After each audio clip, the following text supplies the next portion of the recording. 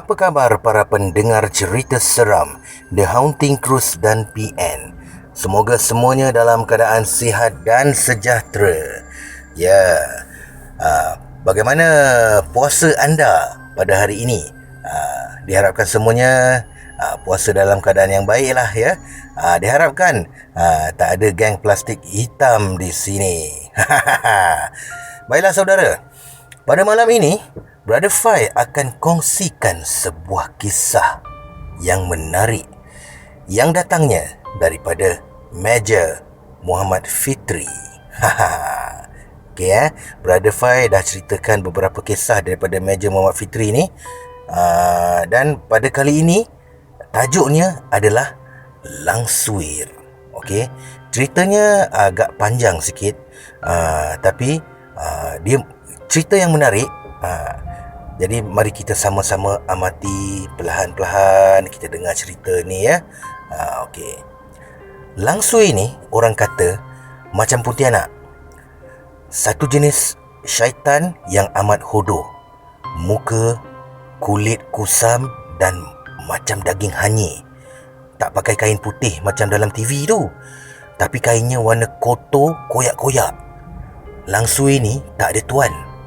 Duduk tepi hutan. Kalau dia terbang, dia mengilai bunyi lebih kuranglah. Suka bertinggik, bercangkung di atas pokok. Jarang turun ke tanah. Dia suka ikut orang berjalan di belakang. Kawasan dia selalunya di alur anak sungai di kepala bukit. Kalau kita berani jerkah dia tengah bertinggik, dia akan terbang sampai terkencing. Air kencingnya amat busuk. Kalau kena baju kita, memang kena bakar je baju tu sebab baunya tak hilang.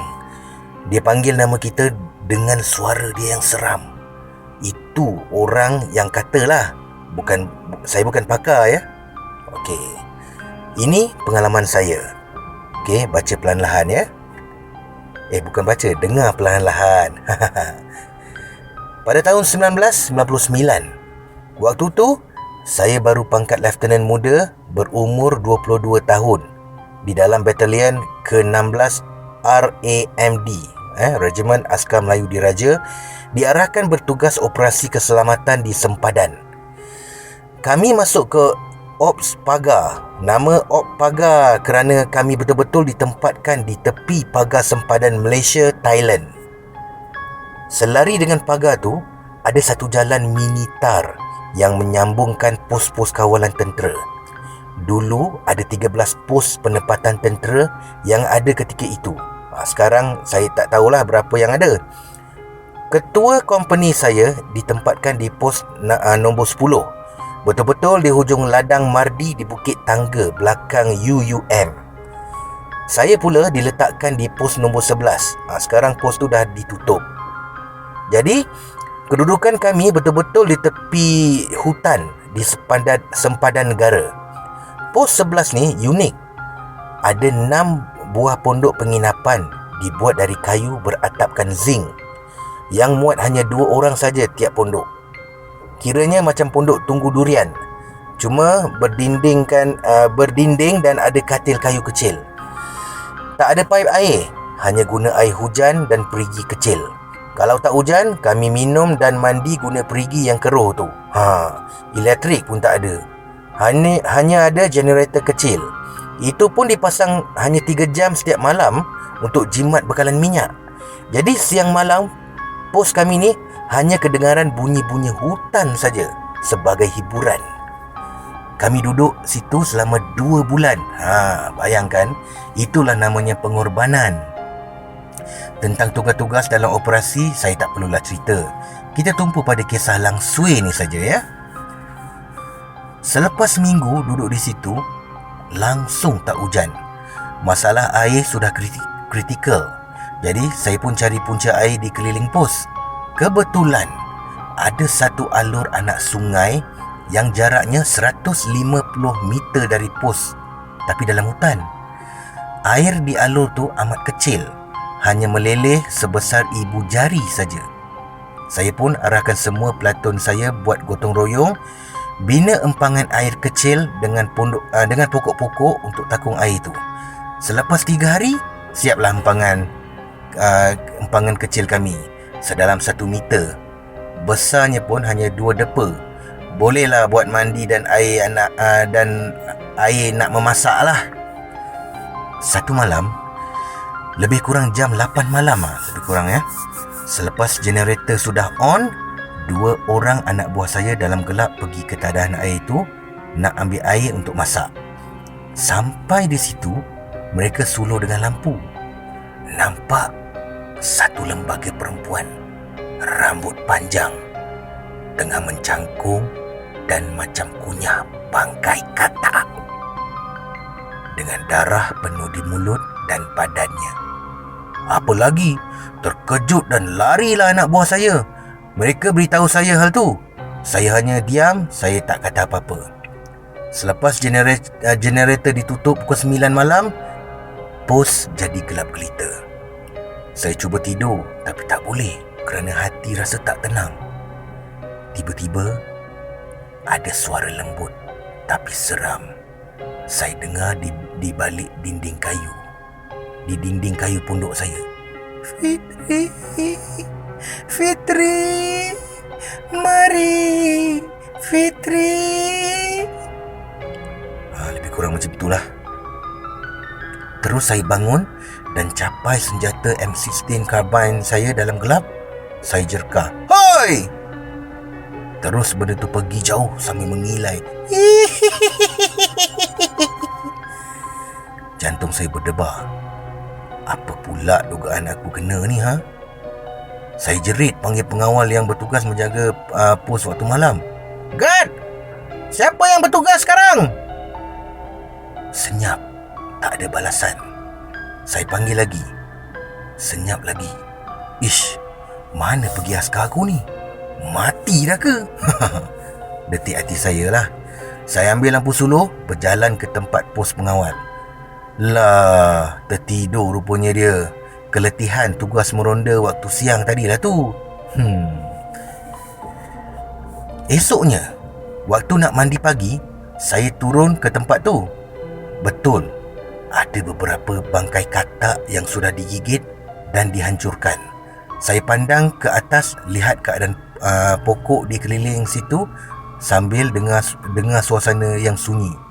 Oh, rupanya aku dah salah tempat buat tempat empangan ni.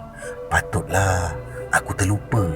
Kelam kabut waktu cari punca air, sampai lupa nak ikut petua. Aduh, dah nasib. Hadap sajalah. Malam tu, OC saya, Major Rosli bin Hassan, yang berada di pos nombor 10, panggil saya ke pos dia untuk mesyuarat. Alamak, dahlah jauh dari saya. Waktu malam pula tu. Takkan saya nak kena jalan kaki di Minita tengah hutan yang gelap seorang diri. Aduh. Major Rosli panggil saya dengan radio tentera, suruh saya ke tempat dia untuk mesyuarat. Saya pun mau tak mau kena pergilah, walau terpaksa jalan kaki seorang diri. Taat setia saya sebagai askar Melayu, perintah bos saya patuhi. Pukul 8.30 malam, saya bawa senjata M16 saya. Saya mula jalan kaki di jalan Tarmini itu sejauh 2 km menuju pos nombor 10. Saya bawa lampu suluh, tapi saya tak guna pun kerana saya tak mau tarik perhatian binatang liar. Jadi saya berjalan dalam gelap, hanya guna cahaya bulan sabit saja. Sedang berjalan di jalan Minita yang di kiri kanan hanyalah hutan. Tiba-tiba berbunyi prak, prak. Bunyi ranting dipatahkan.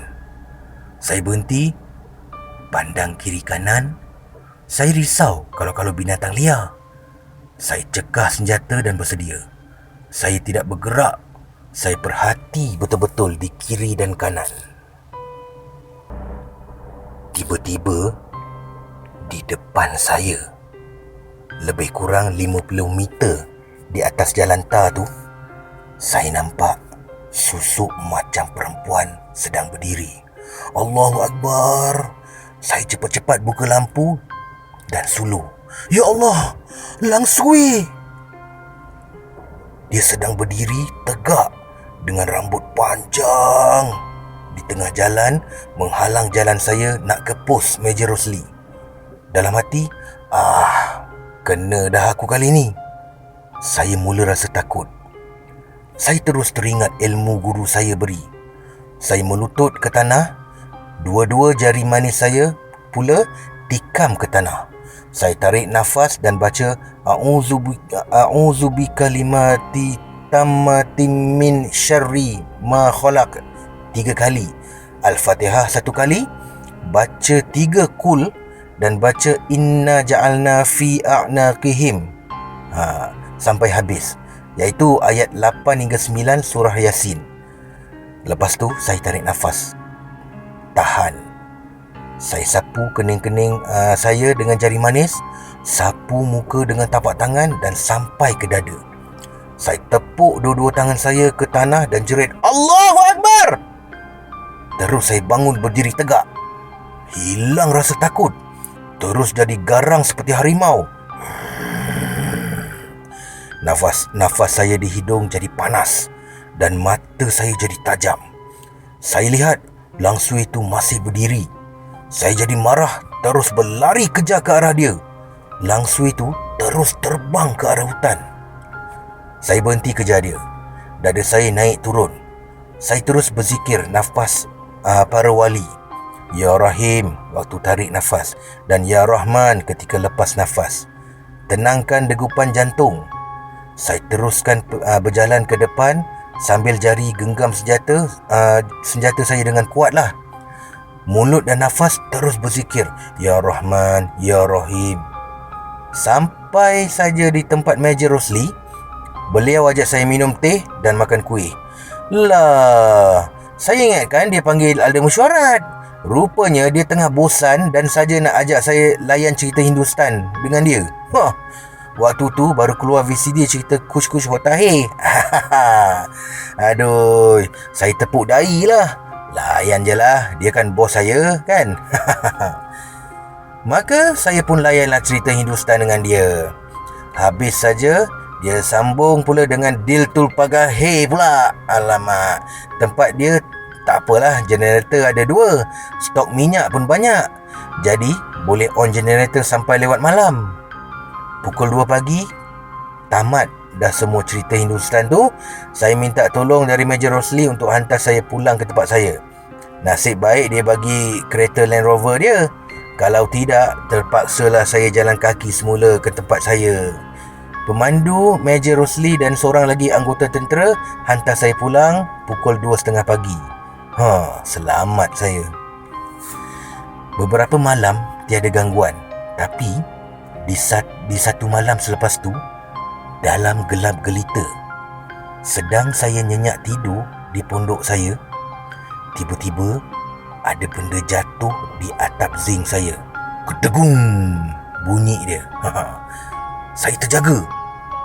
Kemudian bunyi di atap zinc anak buah saya pula. Kedegung berdentum pula ke pondok-pondok lain. Bunyi mengilai mula kuat. Saya capai senjata M16 dah terus keluar dari pondok. Saya tengok anak-anak buah saya pun keluar dari pondok masing-masing. Celaka punya Lang Sui. Dia lompat dari bumbung ke bumbung sambil mengilai. Tuan, di sini tuan. Anak buah saya panggil saya. Cepat-cepat saya suluh arah dia tunjuk. Kami nampak Lang Sui sedang peluk batang pokok yang tinggi sambil pandang kami di bawah dengan muka yang garang. Saya baca Kaf Ha Ya Ain Sad Ha Mim Ain Sin Qaf. Terus saya tembak dia. Boom! Saya tembak. Dia hilang dari pandangan.